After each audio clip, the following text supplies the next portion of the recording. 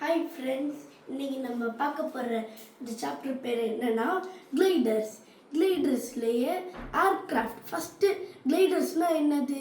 First இப்படி நம்ம விடுவோம் தானே, விடும்பொழுது அது ஸ்மூத்தாக கிளைட் ஆகி போய் கீழே இறங்கும். இப்போது ஏர்க்ராஃப்ட்னா என்னென்னா ஏரில் போகக்கூடிய ஒரு கிராஃப்ட்.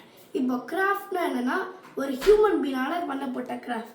இப்போ ஏரில் பறக்கிற கிராஃப்ட், அதான் ஏர்க்ராஃப்ட்டு. இப்போ ஏர்க்ராஃப்ட்லேயே 2 டைப்ஸ் இருக்குது. ஒன்று வந்து லைட்டர் ஏர்க்ராஃப்ட், இன்னொன்று ஹெவியர் ஏர்க்ராஃப்ட். இப்போ லைட்டர் ஏர்க்ராஃப்டில் என்ன வரும்னா, இது கூட லைட்டர் ஏர்க்ராஃப்ட் தான். இது வந்து இப்படி போகும்போது லைட்டாக தானே இருக்குது, ஆனால் அது பறக்குது தானே, அதுதான் கிளைடர். இப்போ வந்து ஹெவியர் ஏர்க்ராஃப்ட் அப்படின்னா பிளெயின், ஹெலிகாப்டர் அதெல்லாம் ரொம்ப ஹெவியாக இருக்குது தானே, ஆனால் அது வந்து அதோட இருக்கிற பவர் இன்ஜின்ஸை வச்சு அது ஓடுது. இப்போ வந்து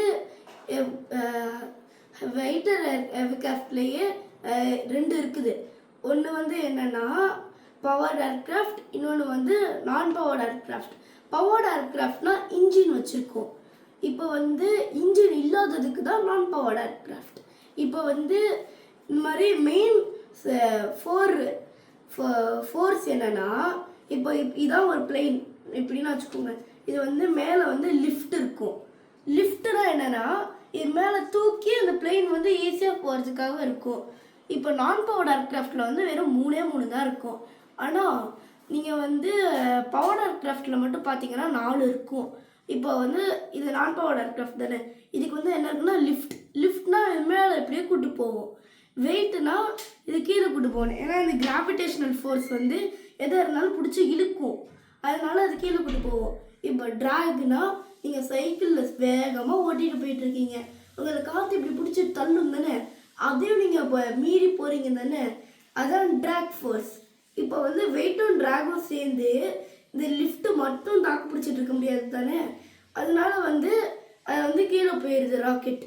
இப்போ பவர்ட் ஏர்க்ராஃப்டில் என்ன இருக்குன்னா வெயிட், லிஃப்ட், வெயிட், ட்ராக், பின்னாடி வந்து த்ரஸ்ட்னு ஒன்று இருக்கும். த்ரஸ்ட்னா என்னென்னா ட்ராகுக்கு ஆப்போசிட். இப்போ வந்து ட்ராக்னா என்ன சொன்னேன், இப்படி பிடிச்சி தள்ளுறது தானே ட்ராகு. இப்போ பிடிச்சி இழுக்கிறது, பிடிச்சி புல் பண்ணுறது ஃப்ரண்ட்டில் பிடிச்சி. இப்போ இப்படியே இருக்குது, இதை பிடிச்சி இப்படி ஃப்ரண்ட்டில் புல் பண்ணேன்னா அது பாட்டுக்கு போகும் தானே. அதனால தான் பவர் ஏர்க்ராஃப்ட்லாம் ரொம்ப தூரமாக பறக்குது. இதெல்லாம் குட்டியாக போய் கீழே விழுந்துருது. இப்போ வந்து அதை வச்சு ஒரு ஆக்டிவிட்டி பண்ணியிருக்கேன். இதுக்கு என்ன வேணும்னா ஒரு பேப்பர், அப்புறம் செலோ டேப், ஸ்கேல், சிசர். இப்போ நீங்கள் என்ன பண்ணுறீங்கன்னா ஒரு பேப்பர் எடுத்துக்கோங்க. நார்மலாக நம்ம ராக்கெட் செய்வோம் தானே, அது மாதிரி இப்படி மடிச்சுக்கோங்க. மடிச்சுட்டு இதை இப்படியே பின்னாடி மடிங்க. இப்போ வந்து இருங்களேன், நான் உங்களுக்கு ஒரு A4 ஷீட்டில் எடுத்து காட்டுறேன்.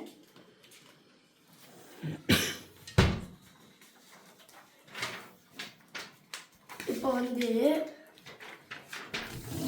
இப்படி இருக்குன்னா நீங்கள் வந்து ஃபஸ்ட்டு இப்படி மடிங்க. மடிச்சுட்டு இதை வந்து வெளில எடுத்துருங்க. எடுத்துட்டு இந்த ஒரு கோடு இருக்கும் பார்த்தீங்களா, அது மேலே இப்படி வச்சு இப்படி லைட்டாக இப்படி பண்ணி விடுங்க. அப்புறம் திருப்பி இந்த மாதிரி வச்சு பண்ணுங்க. இப்போ இதை என்ன பண்ணுறீங்கன்னா இதை எப்படியே மடிங்க. மடிச்சுட்டு இப்படி இருக்குமா உங்களுக்கு. இப்போ வந்து நீங்கள் வந்து இப்படி சைடில் வந்து மடிங்க. இந்த கோடு வரைக்கும் கூடாது, கோடுக்கு கொஞ்சம் இப்படி கேப் இருக்கணும். அதே மாதிரியே இந்த சைடும் பண்ணிக்கோங்க. இப்போ நீங்கள் பண்ணினதுக்கப்புறமா இந்த ஒரு எக்ஸ்ட்ரா இருக்கும் பார்த்தீங்களா, இதை தூக்கி இப்படி மேலே வச்சு விட்ருங்க. மேலே வச்சுட்டிங்கன்னா இப்போ பாதி வந்து நம்ம ஒரு ராக்கெட் ரெடி ஆகிடுச்சு. இப்போ வந்து இப்படி வைங்க. இப்படி வச்சு ஃபோல்ட் பண்ணிட்டீங்களா, ஃபோல்ட் பண்ணதுக்கப்புறமா இதை ரெக்க மாதிரி இப்படி மடித்து விட்ருங்க. ஒன்று முக்கியமாக என்னென்னா இது வந்து கரெக்டாக இருக்கணும். அதே மாதிரியே இப்படி திருப்பி அதே மாதிரியே பண்ணுங்கள். அவ்வளோதான், நம்ம ராக்கெட் ரெடி. இப்போ இதுக்கு என்ன பண்ணணும்னா இது வந்து இது பண்ணாமல் இருக்கு தானே, இது வந்து இப்போ இப்படி இருக்கக்கூடாது. ஆக்சுவலாக இது வந்து இப்படி இருக்குன்னா இப்படி கொஞ்சம் கர்வாகி இப்படி இருக்கணும். கர்வாகி அதே மாதிரியே 2 பக்கத்தும் பண்ணிக்கோங்க. நான் கொஞ்சம் தப்பாக பண்ணிட்டேன், அதுக்கு சாரி. இப்போ வந்து இப்படி வச்சுருக்கீங்களா, அவ்வளோதான், வந்து ரெடி. இப்போ என்ன பண்ணுறீங்கன்னா இந்த செலோ டேப்பை வச்சு இந்த இடத்துல கோடு போடுங்க. ஏன்னா செலோ டேப்பை வச்சு இந்த இடத்துல ஒட்டுங்க. ஏன்னா இந்த இடத்துல வந்து நம்மளுக்கு கேப் இருக்கக்கூடாது. கேப் இருந்தால் அது ஒழுங்காக போயிடும். ஓகேவா? அப்புறமா பாருங்களேன், இது ரெண்டும் ஒரே மாதிரியே தான் இருக்குது. இப்போ வந்து இந்த மாதிரி செலோ டேப் போட்டுருங்க. செலோ டேப் போட்டு அதை கட் பண்ணிடுங்க.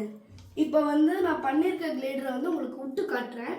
அது போதா நீ இல்லையா நீங்களே டெஸ்ட் பண்ணி காட்டுங்க. நீங்களே டெஸ்ட் பண்ணி சொல்லுங்கள். பார்த்தீங்களா, இப்போ என்ன இதுக்கான சயின்ஸ்னால், இப்போ நான் போட்டு உடனே போய் பின்னாடி இருக்க சார்ஜில் இடிச்சிச்சு. ஏன்னா மேலே இருக்க லிஃப்ட் ஃபோர்ஸ் அதிகமாக இருக்கா, இல்லை லிஃப்ட் ஃபோர்ஸ் வந்து மேலே பிடிச்சி இழுக்குதா, கீழே வெயிட் இழுக்குதா, அதனால் இப்படி போகும்போது இப்படி கீழே போகுது. இப்போ ட்ராகனாக பிடிச்சி இப்படி பிடிச்சி பின்னாடி தள்ளுறது தானே, அதனால் இப்படி போய் இப்படியே விழுந்துருச்சு. இதான் இதுக்கான சயின்ஸ். Thank you bye. இப்போ நீங்கள் உங்களுக்கு என்ன பண்ணுறீங்கன்னா, இந்த வீடியோ பிடிச்சிருந்துச்சுன்னா லைக் பண்ணுங்கள், ஷேர் பண்ணுங்கள், சப்ஸ்கிரைப் பண்ணுங்கள். முக்கியமாக உங்கள் ஃப்ரெண்ட்ஸ்கிட்ட சொல்லுங்கள் இந்த மாதிரி புதுசாக ஒரு வீடியோ அப்லோட் பண்ணியிருக்கேன்னு. அவங்களையும் சப்ஸ்கிரைப் பண்ணுங்கள் சொல்லுங்கள். தேங்க்யூ. Bye friends.